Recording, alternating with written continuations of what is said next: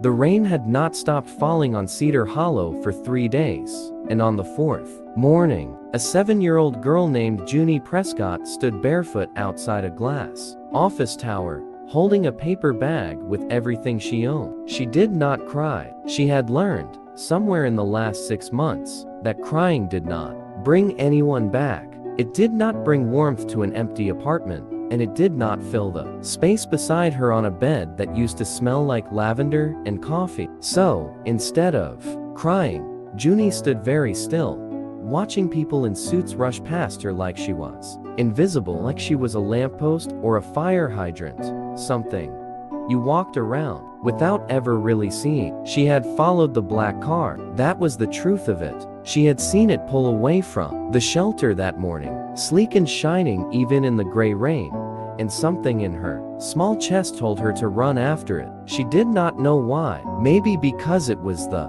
only car in 3 days that had not honked at her, had not sped past splashing puddles onto her shoes. It had slowed down, just for a second, and the woman inside had looked at her. That was enough for Junie. Look was enough, these days, to build a whole plan around. The woman's name was Delphine Ashford, and she was, by every measure the world used, a success. 38 years old, CEO of a technology firm that occupied 11 floors of the building Junie now stood outside of. Her photograph had been on the cover of a business magazine only 2 months before.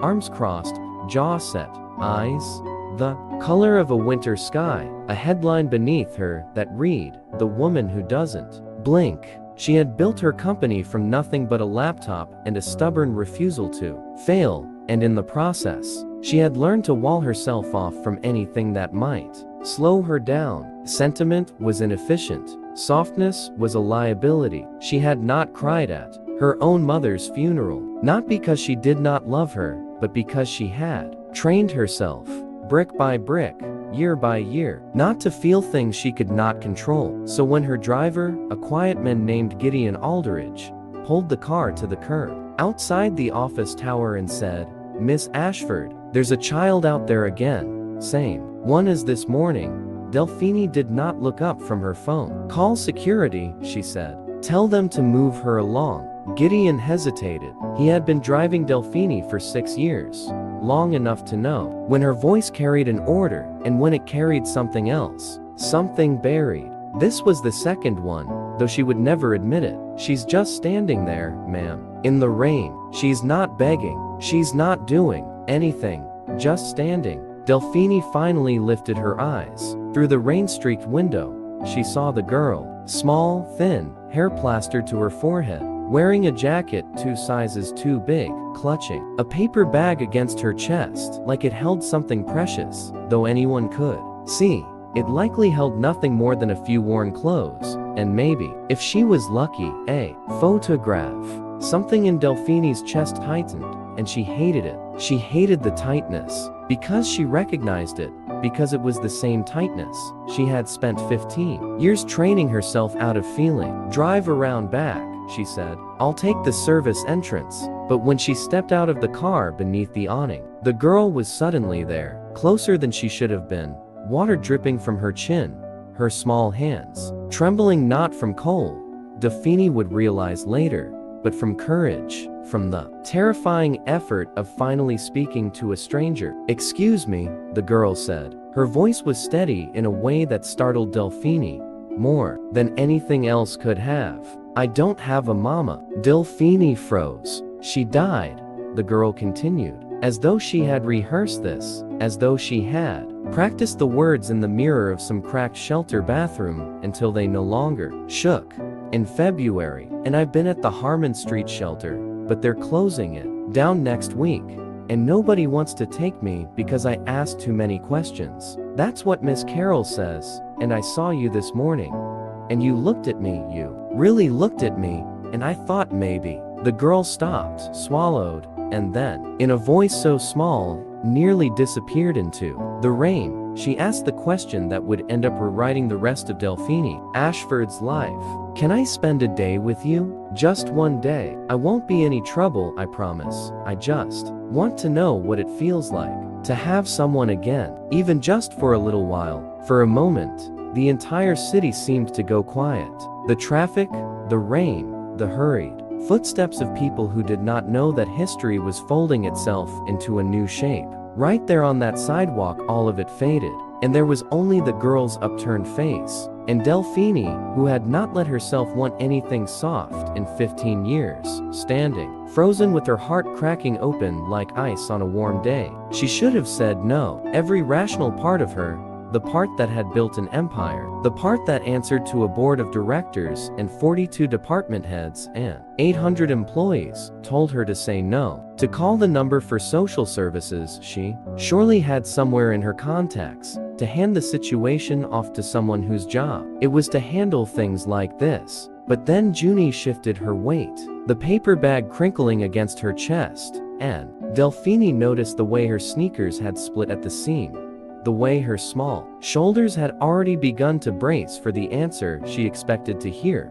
The girl was already preparing to be told no. She had probably been told no 100 times in the last 6 months. Okay, Delphine heard herself say. Junie blinked. Okay, one day, Delphine said, and her voice, usually so precise and commanding in boardrooms, wavered just slightly. You can spend the day with me. Gideon, standing by the open car door, said nothing, but something in his weathered face softened, like a man who had just watched a locked door creak open for the first time in years. They rode to the office in silence at first. Junie perched on the edge of the leather seat, like she was afraid to leave a mark on it, her paper bag clutched tightly on her lap. Delphine watched her from the corner of her eye. This small stranger who had somehow talked her way past every wall she built, and found herself, for the first time, in longer than she could remember, and sure of what to say. What's in the bag? Delphine finally asked. Junie looked down at it. Clothes, and a picture of my mama, and her scarf. It still smells like her, a little. Not as much as it used to. Delphine's throat tightened. What was her name? Loretta, Junie said. And something about the way she said it, reverent and careful, like the name itself was fragile, told Delphine everything about how much this small girl had loved and lost. She sounds like she was a wonderful person, Delphine said. She was the best, Junie said simply. She used to say that even when things are hard, you gotta look for the good stuff. Even if it's small, even if it's just one good thing in the whole day. Delphine looked out the window at the rain-slick streets, and for the first time in 15 years, she felt something crack loose inside her chest. Some door she had bolted shut long ago, beginning, or so slightly, to swing open. The office tower rose up before them, all glass and steel and quiet, humming power. And Junie's eyes went wide as she stepped out of the car and looked up and up and up. You work here? She whispered. I run it, Delphine said. All of it? All of it. Junie's small hand slipped into Delphine's without either of them quite deciding it should happen, and Delphine, who had not held a child's hand in longer than she could remember, did not pull away. The employees on the elevator ride up stared, not rudely, but with the particular curiosity of people witnessing something they could not quite explain. Their fierce, unshakable CEO, the woman who had once made a grown man cry in a negotiation, without raising her voice, walking hand in hand with the small girl in a jacket 2 sizes too big. In her office, on the 40th floor, Junie pressed her palm against the window glass, looking down at the city sprawled beneath them like a map come to life. It's so small down there, she said. Everything looks small. Sometimes, Delphine said, standing beside her, it helps to see things from far away. Makes the hard parts feel smaller, too. Junie turned to look at her. Does it work? For you?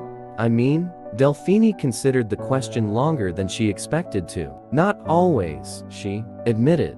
Sometimes I forget to look down at all. I get so busy with everything up here, all the meetings and the decisions and the noise, that I forget the world down there is still happening, that people down there are still hurting. Like me, Junie said. Like you, Delphine agreed softly. They spent the morning together in a way Delphine could not have predicted. Junie sat in the corner of every meeting, quiet as a shadow, watching everything with sharp, curious eyes. During a lunch break, she asked Delphine so many questions that Delphine, for the first time in years, laughed out loud in her own office. Why do you wear such tall shoes if they hurt your feet? Do you have a family? Do you get lonely up here, all by yourself, in this big glass room? That last question landed harder than Junie could have known. Sometimes, Delphine admitted, staring at the framed magazine cover on her wall, the one with the headline about a woman who didn't blink.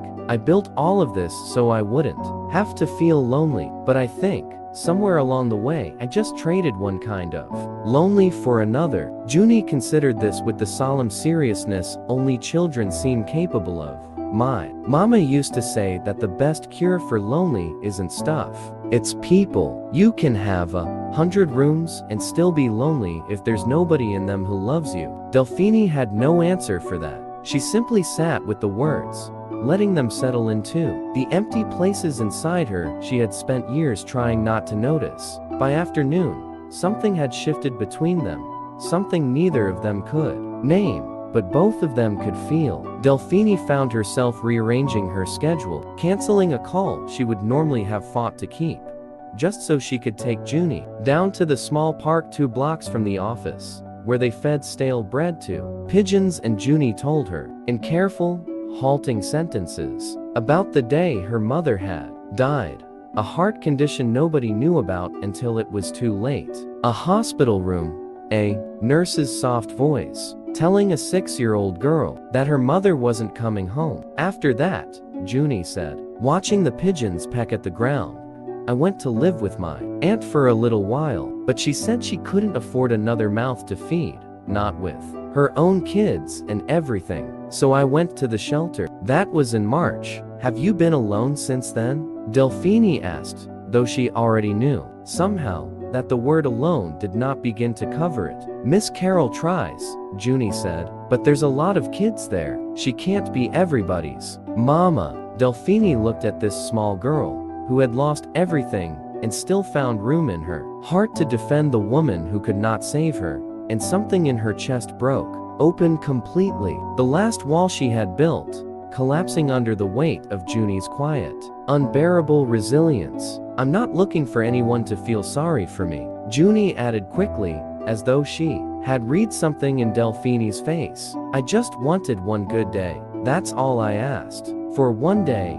where somebody looked at me and saw a person, not a problem. You are not a problem, Delphine said, her voice fierce in a way that surprised them both. You are the bravest person I have met in a very long time. Junie looked up at her, and for the first time since Delphine had met her, tears rose in the girl's eyes, though she fought them back with the same stubborn determination she had used to walk up to a stranger's car in the pouring rain. Nobody's called me brave before, she whispered. They usually just call me sad. You can be both, Delphine said gently. I think the bravest people usually are. That evening, as the sky over Cedar Hollow began to soften into shades of orange and violet, Delphine found herself standing outside the Harmon Street shelter, Junie's small hand still in hers, neither of them ready to say goodbye. Miss Carroll, a tired but kind-eyed woman in her 50s, stepped out to greet them, and something in her face told Delphine she already suspected this was not going to be an ordinary drop-off. She talked about you all day, Miss Carroll said, glancing at Junie with a small knowing smile. Said you had a whole building. Said you let her sit in your big chair. She's remarkable, Delphine said simply. She is, Miss Carroll agreed, which is why it breaks my heart that come next week, when this place closes, I don't know where she's going to end up.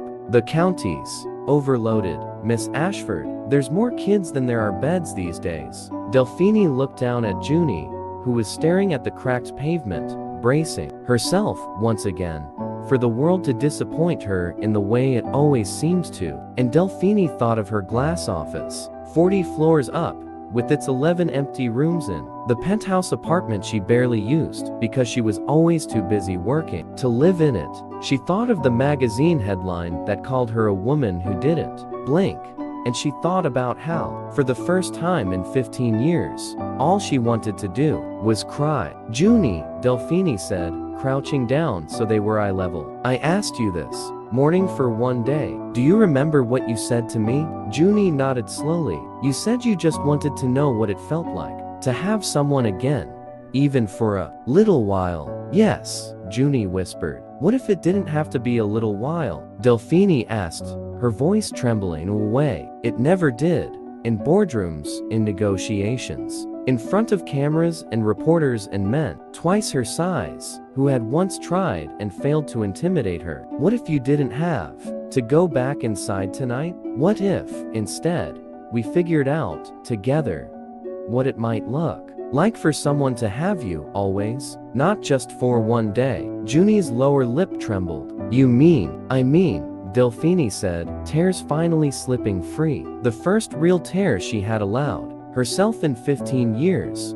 That I would like to try, if you'll let me. I don't know the first thing about being anyone's mother. I've never done it before, and I'm scared I'll get it wrong. But I know I don't want to say goodbye to you tonight, and I don't think you want to say goodbye to me either. For a long moment, Junie said nothing at all. She simply stood there, rain long since stopped, the evening light, gold and soft around them, staring at this woman who had looked at her that morning through a car window and had not looked away since. And then, without a word, Junie threw her arms around Delphine's neck and held on with the fierce, desperate strength of a child who had finally, after 6 long months of being invisible, been truly seen. I knew it, Junie whispered into her shoulder. I knew this morning when you looked at me. Us knew. Miss Carroll wiped her eyes with the back of her hand, smiling.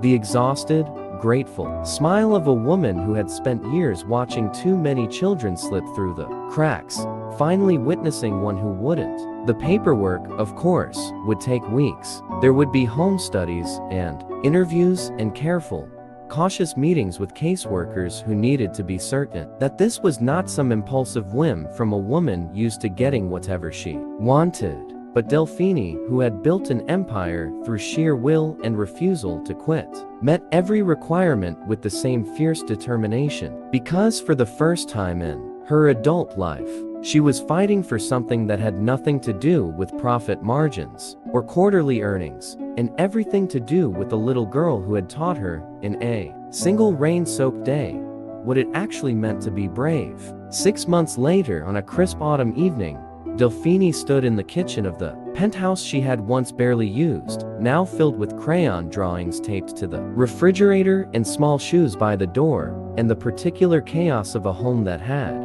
finally learned how to be lived in. Junie sat at the counter, swinging her legs, telling Delphine about her day at school with the same unstoppable enthusiasm she brought to everything now. Her fear long since replaced by something Delphine had never expected to witness so completely. The unguarded, easy joy of a child who finally believed she was safe. Mama, Junie said, and the words still made Delphine's chest ache with a tenderness she hadn't known she was capable of. Miss Carroll says the shelter's opening a new wing. She says it's because of the donation you made. She says you saved it. Delphine smiled, setting a plate of dinner in front of her daughter. We saved it. You're the one who asked me to look. I just wanted a mama again, Junie said simply. I didn't know I'd get to save a whole building, too. Delphine sat down across from her, reaching over to tuck a stray piece of hair behind Junie's ear, the same gesture she had watched 100 mothers make and had never once understood the weight of until now. You didn't just save a building, Delphine said softly. You saved me. Outside, the city lights began to flicker on across Cedar Hollow, and somewhere out there, on a street corner much like the one where this all began, another child was probably standing in the rain, waiting for someone, anyone, to finally stop and look. But tonight, in this small, warm kitchen, 40 floors above the world, one little girl who had once believed she was invisible, sat safe and seen, and deeply, thoroughly loved. And one woman who had once believed she didn't blink finally understood that the bravest thing she had ever done in her entire life was letting herself feel something again. And somewhere, Delphine liked to believe, a woman named Loretta was watching, smiling, finally at peace, knowing that the daughter she had raised to look for the good stuff, even on the hardest days, had found it, not in something small, but in someone who would spend the rest of her life, making sure Junie never had to ask twice to be loved again. Every day there are children out there just waiting for someone to notice them. This story is a reminder that we all have the power to change someone's life, even in one small moment. If you enjoyed this story, please subscribe and share it with your loved ones. It truly helps this channel grow. Thank you so much for watching, and I will see you in the next heartful story.